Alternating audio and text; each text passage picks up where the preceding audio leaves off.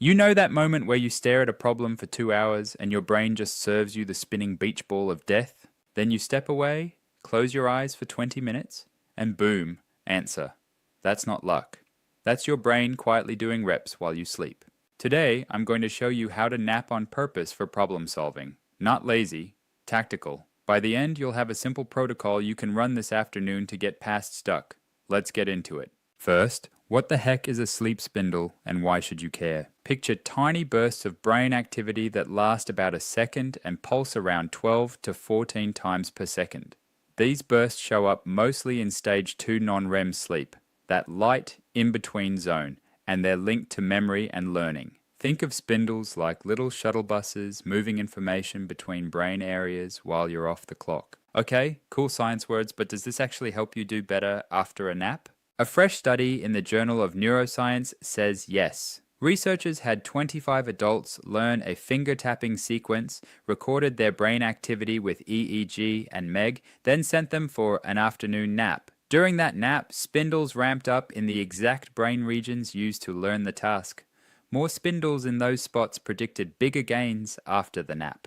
Translation: your brain goes back to the areas you trained and does quality control while you snooze. Mass media even covered this one because it's easy to explain. Sleep on it isn't grandma's superstition, it's your brain's workflow. Summed it up neatly, the more those spindles fired in the trained regions, the more people improved when they tried again after the nap. Alright, so how do you nap in a way that gives you an edge? There are 2 playbooks, one for consolidation, making what you just learned stick, and one for insight, those aha moments. Playbook A, the Spindle Nap, for sticking a skill, names, code, exam notes. Preload, spend 10-15 minutes focused on the exact thing you want to improve. 1 passage on guitar, 1 block of code, 10 flashcards, tightly scoped, no multitask.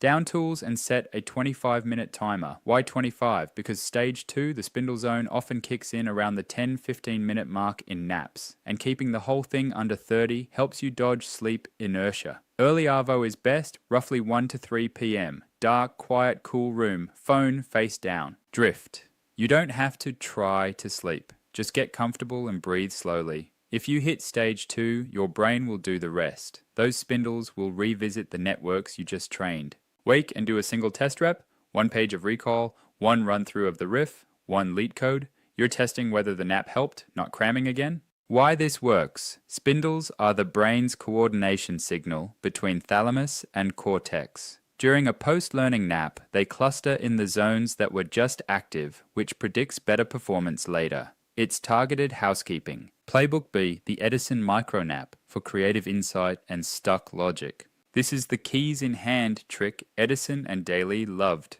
and modern studies back it. Frame the problem. Write 1 line in a notebook. How do I? Keep it tight.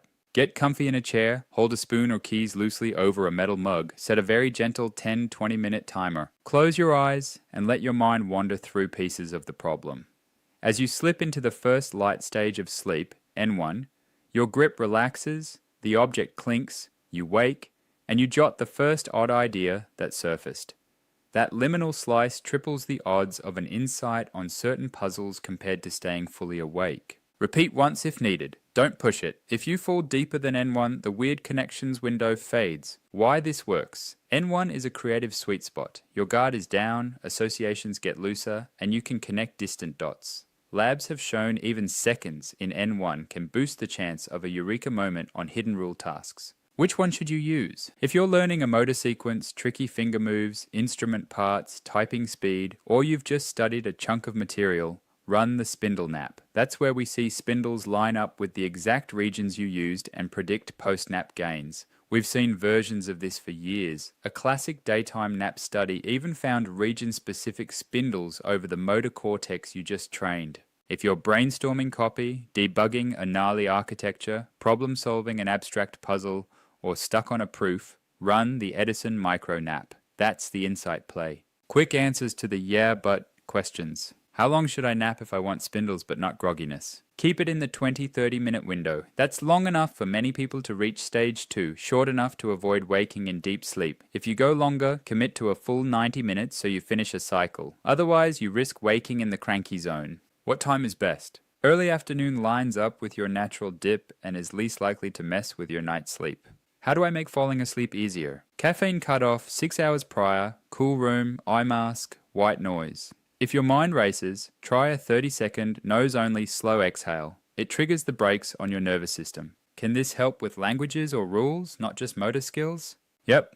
Coupling between slow oscillations and spindles relates to learning sequence-based rules. That's why sleep helps grammar, pattern rules, and structured thinking. I'm older. Do naps still help? Age changes spindle dynamics, but benefits don't vanish. In fact, white matter integrity seems to matter more than age alone for how much spindles support memory. Translation, good sleep habits and brain health still pay off. What if I wake up groggy? You probably went too long or too late. Trim it to 25 minutes and aim earlier in the day. Grogginess, aka sleep inertia, is less likely if you avoid waking from deep sleep. What if I can't nap? Run the Edison Micronap. You don't need full sleep. You just need that light N1 dip. Even a few seconds has been shown to help on certain tasks. Okay, let's put it all together. Here's your one-page nap protocol for problem solving. Step 1. Pick one target. One concept, one bug, one riff. Step 2. Prime for 10-15 minutes. Pure focus on that single target. Step 3. Choose your mode.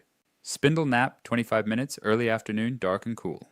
Edison Micronap, chair, keys, spoon, 10-20 minutes, gentle timer. Step 4. On waking, write or test once. Capture the first idea, then a single rep.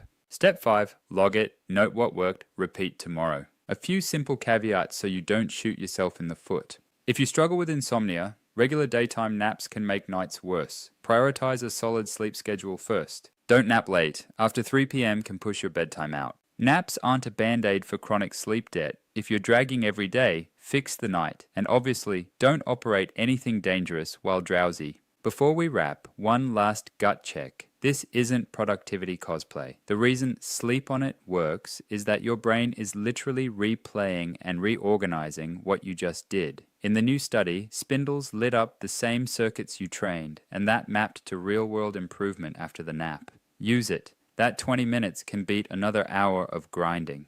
Try it this week. Pick one sticky problem, run the protocol for 5 days, and tell me in the comments what cracked. If you've got your own nap hack, timing, tricks, what you hold instead of keys, drop it below so everyone can steal it. And if this saved you from an afternoon death spiral, hit like and share it with the teammate who needs a tactical nap more than another coffee.